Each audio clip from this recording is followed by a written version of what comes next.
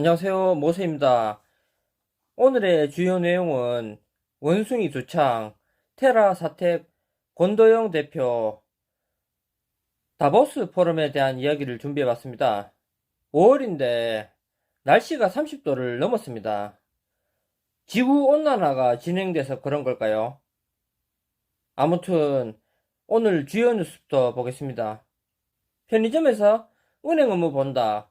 이마트24 국민은행과 금융 편의점 개설. 한부모 가족 25% 코로나로 소득 감소. 공공기관 10곳 중 4곳 이상 수도권 지방 이전 목소리 커져. 바이든 기시다 일본 총리 첫 대면 정상회담. 중국 견제 초점. 코로나 2년간 골프 인구 폭증. 림피 29% 올라. 경영계 52시간제 탄력 운영. 파업대 대체근로 허용해달라. 늘어나는 중국 집주인. 지난해 6,600채 싹쓸이. 주택연금 가입 올해 들어 폭증. 집값 내릴 것으로 예상. 월가 큰손들 기술주 팔고 현금 늘려. 애플 중국 의존 줄이려 인도 동남아 생산 확대 검토. 편의점에서 은행 업무를 진행할 수 있는 시대가 오고 있습니다. 은행들이 몇 년 전부터 점포를 줄였는데요. 이런 식으로 영업 활동을 하는 것을 보면 가상자산이 대중화될 날도 멀지 않은 것 같습니다.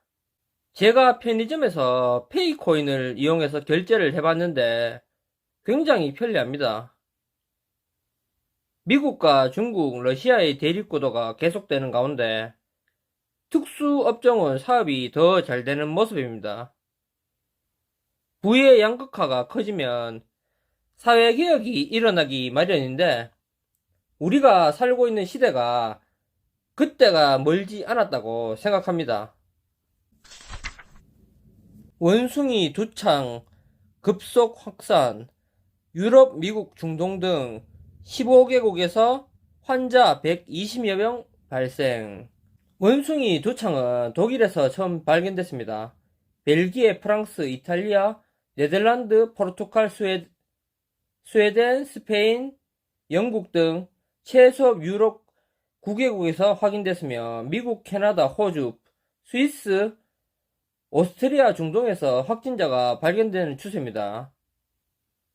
21일 예루살렘 포스트에 따르면 전날 30대 남성이 원숭이 두창에 감염된 내용을 달았습니다. 최근 서유럽을 여행하고 귀국한 이 남성은 원숭이 두창 의심 증세로 병원을 찾았고 검사 결과 양성 반응이 나왔습니다. 이에 따라 당국은 환자를 격리하고 그가 접촉했던 사람들을 추적하고 있습니다. 감염된 사람에게 나타나는 증상은 발열, 근육통, 오한, 피로감 등이고 심할 경우 얼굴과 생식기에 소두와 두창에서 나타나는 것과 비슷한 발진이 생길 수 있습니다. 대부분의 경우 감염 후 2주에서 4주 정도 지나면 회복된다고 하네요. 치사율은 변종에 따라 1에서 10% 수준인데 일반적으로 호흡기를 통해 전파되지만 성접촉으로 인한 전파도 가능하다고 합니다. 이 추세라면 아시아로 전파도 멀지 않았다고 생각이 드네요. 코로나가 끝나가는 시점에 이런 병들이 계속해서 나타나는 이유는 뭘까요? 저는 세계 각국들이 짜고 인플레이션을 막기 위한 조치라 풀이하고 있습니다. 코로나에 이은 원숭이 두창이라니 인플레이션이 극심해지는 이때 이런 뉴스들을 내보내는 것은 대중들을 양몰이하고 있지 않나 생각해 봅니다. 권도영 살해 위협 두렵지 않아. 테라 커뮤니티 끝까지 지킬 것. 권도영 대표가 테라 폭락 사태 여파로 일각에서 제기된 탈세 해외 도피 한국법인 청산 의혹에 정면 반박했습니다. 한국법인 테라폼 랩스 코리아가 테라 사태 발발 직전인 5월 초에 이뤄진 것에 대해 순전히 우연이라고 강조를 했는데요. 우연이든 아니든 피해본 사람들 입장에서는 믿기 힘들지 않을까 합니다. 이번 테라 루나 폭락 사태로 사람들은 무슨 생각을 했을까요? 커뮤니티를 끝까지 지킨다고 하는데 신뢰를 잃어버린 현재 그 신뢰를 회복하려면 10배 이상의 노력일 텐데 과연 할 수 있을까요? 30년 만에 대전환점 전세계 2,500명 다보스 직결 22일에서 26일 스위스서 전환점에선 역사라는 주제로 다보스 포럼이 열립니다. 2년 만에 대면 회의로 진행되고 빌 게이츠 이사장, IBM, 노키아 CEO 등 각국의 거물급 인사가 참여합니다. 우리나라에서는 신학철 LG화학 부회장이 2년 연속 참가해 전세계 리더와 함께 기후위기 대응 방안을 논의한다고 하네요.